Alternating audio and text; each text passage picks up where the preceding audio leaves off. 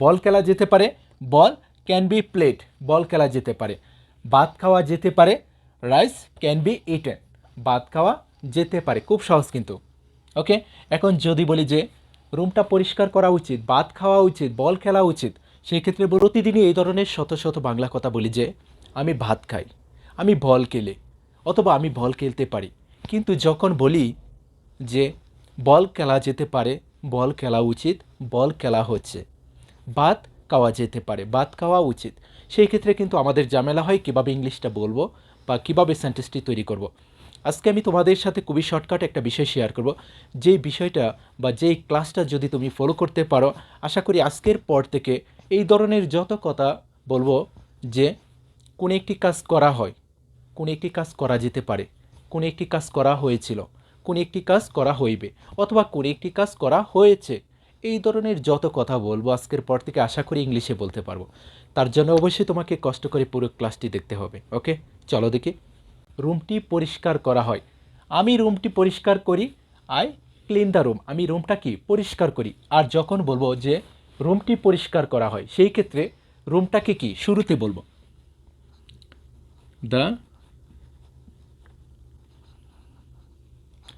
The room.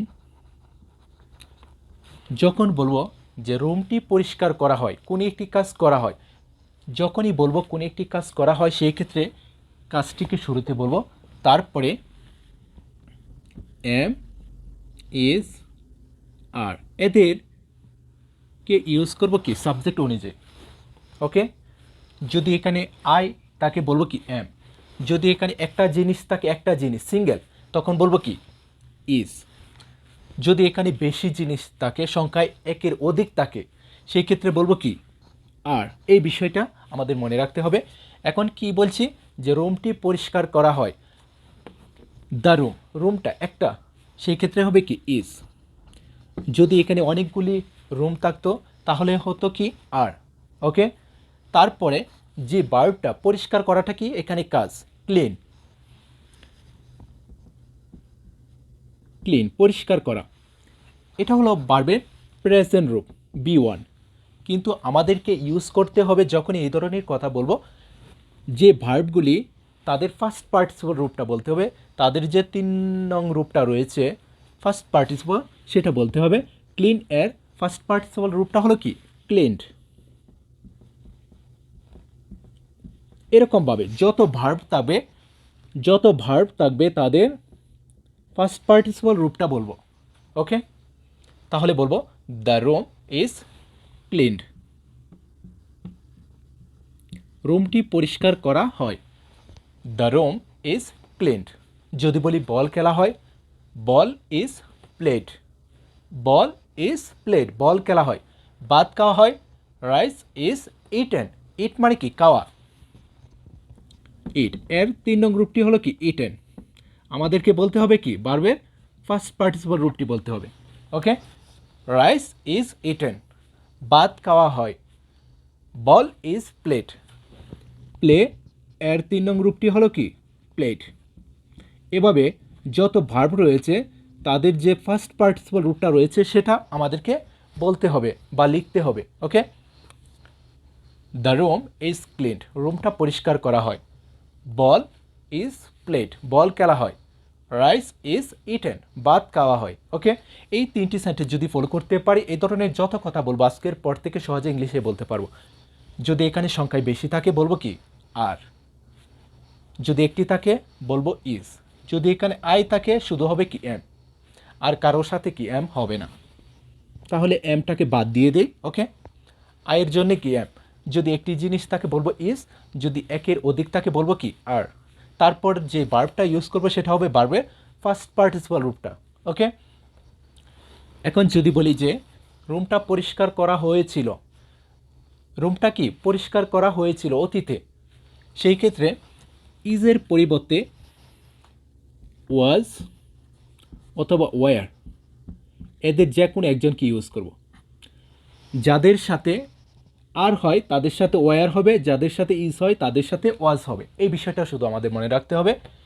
এখানে কি the room is, এখানে বলবো দ্য রুম ওয়াজ, এখানে যদি আর থাকতো বলতাম কি ওয়ার। ওকে, এখন বলবো দ্য রুম ওয়াজ ক্লিনড, রুমটা পরিষ্কার করা হয়েছিল। The room was cleaned. Rice was eaten, ভাত খাওয়া হয়েছিল। বল ওয়াজ প্লেড, বল খেলা হয়েছিল। ওকে, নেক্সট, যখন বলবো যে রুমটি পরিষ্কার করা হইবে, রুমটি পরিষ্কার করা হইবে, সেই ক্ষেত্রে am, is, are, was, were এদের পরিবর্তে শুধু বলবো উইল বি, তাহলে হবে। এদেরকে বাদ দিয়ে বলবো কি উইল বি। এই বিষয়টা আমাদের মনে রাখতে হবে। কোনো একটি কাজ করা হয় ইজ অথবা আর হবে, কোনো একটি কাজ করা হয়েছিল ওয়াজ অথবা ওয়ার হবে, কোনো একটি কাজ করা হইবে বলবো কি will be. Okay, the room will B cleaned, রুমটি পরিষ্কার করা হইবে। রাইস উইল বি ইটেন, ভাত খাওয়া হইবে। বল উইল বি প্লেড, বল খেলা হইবে। ওকে, এখানে তিনটি ভার্ব দেখতেছি, ক্লিন, ইট, প্লে। তুমি এখানে যে কোনো ভার্ব ইউজ করবা কাজটা অনুযায়ী। ওকে, নেক্সট, যদি বলি যে কোনো একটি কাজ করা হচ্ছে, যে কোনো একটি কাজ কি করা হচ্ছে বর্তমানে, সেই ক্ষেত্রে এম, ইজ, আর এদের সাথে শুধু বিং যুক্ত করব। এই বিষয়টা আমাদের মনে রাখতে হবে। এদের সাথে বলবো কি being, am being, is being, are being. Okay, অথবা was being, were being, will be being.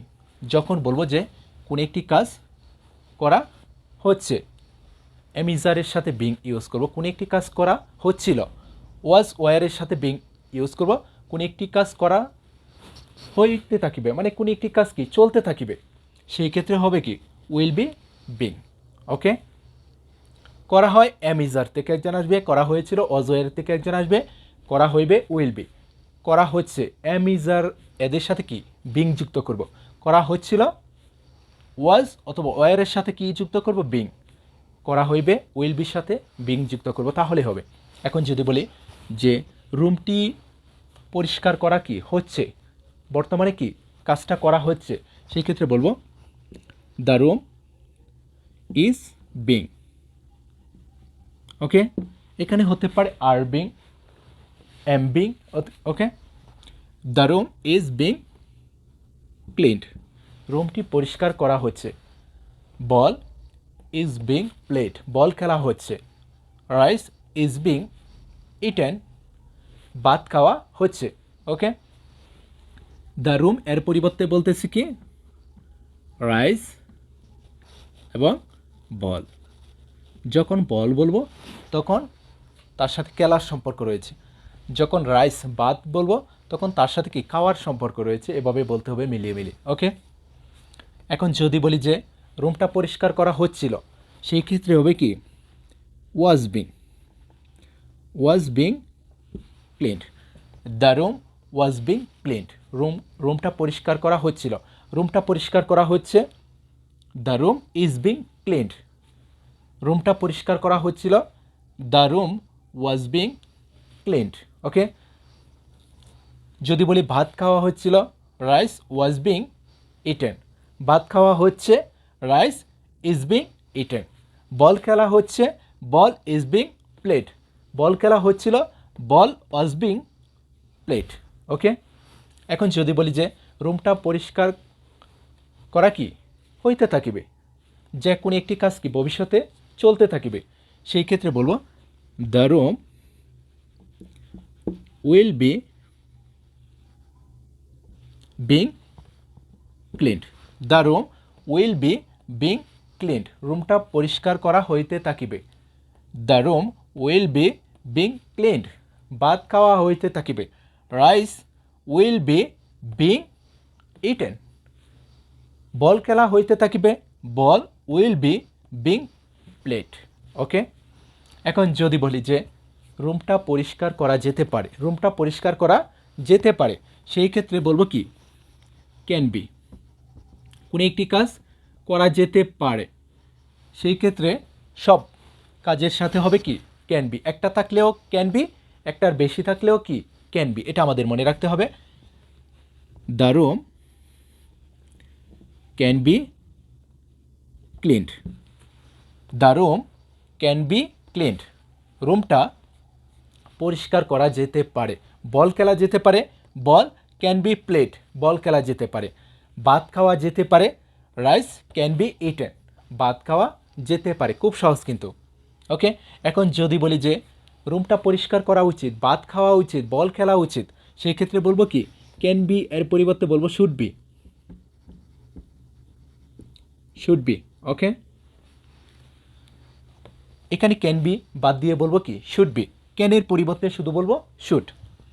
The room should be cleaned. The room should be cleaned. রুমটা পরিষ্কার করা উচিত, ভাত খাওয়া উচিত, রাইস শুড বি ইটেন, ভাত খাওয়া উচিত। বল খেলা উচিত, বল শুড বি প্লেড, বল খেলা উচিত। খুব ইজি। ওকে, এখন যদি বলি যে রুমটা অবশ্যই পরিষ্কার করতে হবে, রুমটা অবশ্যই পরিষ্কার করতে হবে, সেই ক্ষেত্রে বলবো কি মাস্ট বি। রুমটা অবশ্যই পরিষ্কার করতে হবে, অবশ্যই ভাত খাইতে হবে, অবশ্যই বল খেলতে হবে, সেই ক্ষেত্রে বলবো must be. Okay, the room must be cleaned. রুমটি অবশ্যই পরিষ্কার করতে হবে।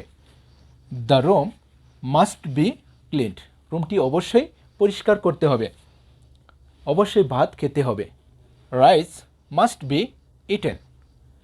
অবশ্যই বল খেলতে হবে, ball must be played, ball must be played, অবশ্যই বল খেলতে হবে।